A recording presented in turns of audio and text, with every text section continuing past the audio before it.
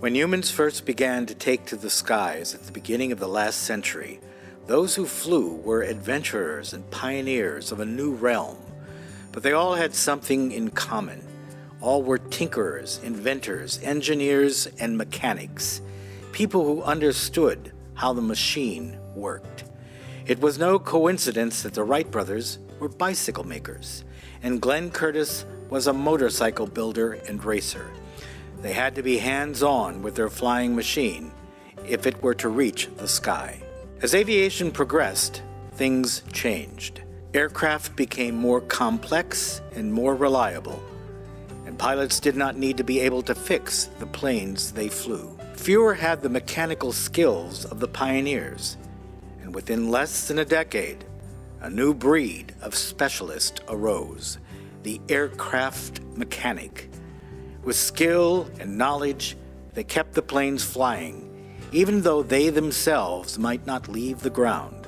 Then when war came, and tens of thousands of pilots were needed to man the fighters, bombers, and trainers, hundreds of thousands more were needed to keep them flying. And while the world marveled at the exploits of men like Hartman, Bong, McGuire, McCampbell, and Doolittle, few knew the names of those who made the airplanes fly. They worked long nights to make sure enough planes were ready to meet the next day's mission requirement. They worked in steaming jungles, burning deserts, frozen tundras, and on the pitching decks of ships, all to make sure their plane was ready to go. Every pilot who succeeded in combat knew his success did not belong to himself alone, but to the team that kept his airplane armed, fueled, and in good working order. Today, even more than in the past, it is the mechanic that keeps the airplane in the air. Whether it is a simple Cessna or a jumbo jet full of passengers, it takes a vast army of highly trained technical specialists to keep them flying. It is to these unknown men and women, the mechanics on who so much is riding every time an aircraft takes to the sky, that we pause to recognize their exceptional efforts. This year, Evergreen would like to recognize 4 exceptional members of the maintenance profession who have made aviation safer and more reliable for everyone.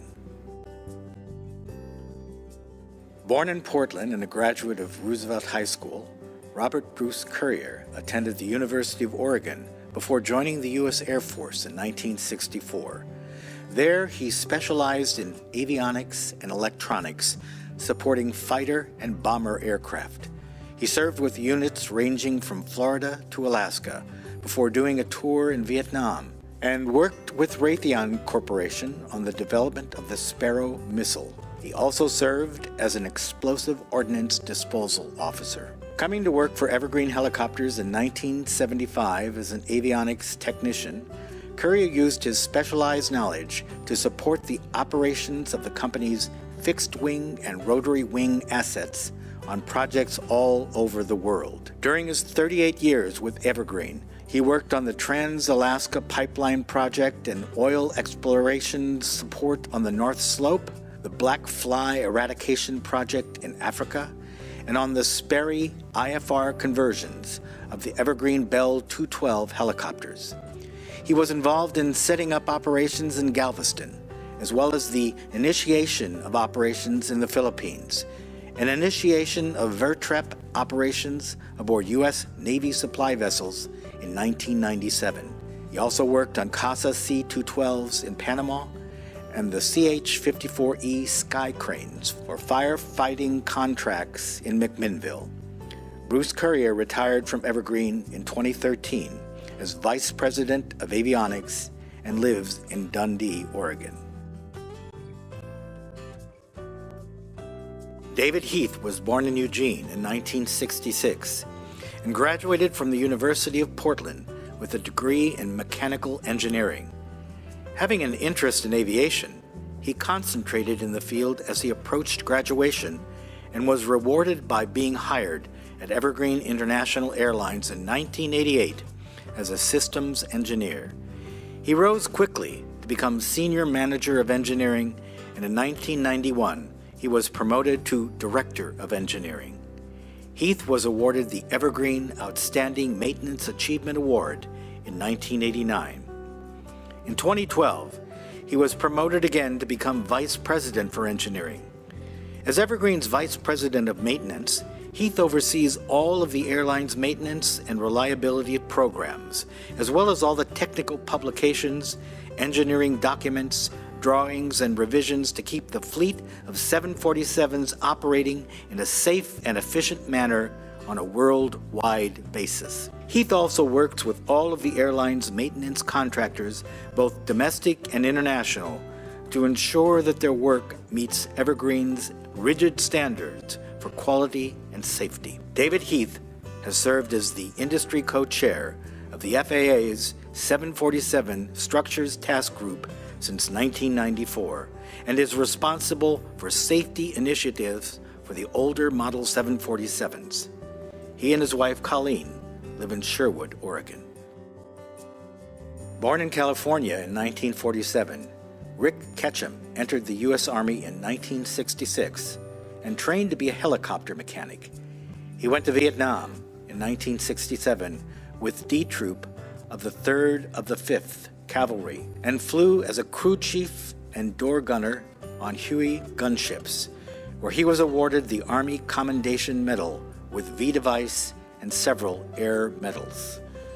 After his Army service, he attended Portland Community College to earn his airframe and power plant certifications, then worked as a truck mechanic until hired by Evergreen Helicopters in 1975. For 38 years, Ketchum has worked for Evergreen, beginning as a line mechanic and rising to become the chief inspector for the company. In between, he has worked as sheet metal shop supervisor, shop foreman, international maintenance supervisor, and director of maintenance both internationally and in planning.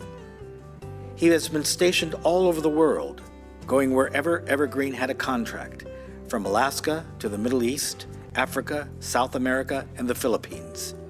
Ketchum has worked on helicopters for fire contracts, drug spraying, oil exploration, and the World Health Organization's Black Fly Eradication Project. He currently works aboard ships supporting Puma helicopters on a U.S. Navy vertical replenishment contract. Awarded an Igor Sikorsky Award for humanitarian services during Hurricane Katrina relief efforts, Rick Ketchum and his wife Hilda make their home in McMinnville. As a 15-year-old in Hemingford, Nebraska, Scott Olson was bitten by the flying bug and learned to fly on Cessna 180s and Piper Super Cubs. After high school, he attended Cheyenne Aero Tech, where he graduated with honors and received his airframe and power plant licenses. He started with petroleum helicopters in 1988 and worked on Bell 212s, 412s, and Pumas. A year later, Olson joined the team at the Evergreen Air Center in Marana, Arizona, as an A&P mechanic performing heavy checks on Evergreen's fleet of Boeing 747s. In 1990, Olson transferred to the airline, where he supported the aircraft on Asian contracts through Hong Kong and the U.S. military operations in the Middle East, including Desert Shield, Desert Storm, Iraqi Freedom, Enduring Freedom, and the Battle for Mogadishu. During his career with Evergreen, Olson has served as an A&P mechanic, senior maintenance representative, heavy check maintenance representative, maintenance control representative, and director of maintenance. He is currently the vice president of maintenance, where he oversees all of Evergreen International Airlines maintenance functions and ensures regulatory compliance for over 100 mechanics worldwide. Scott Olson and his team keep Evergreen's aircraft flying through their dedication to safety, efficiency, and maximum reliability.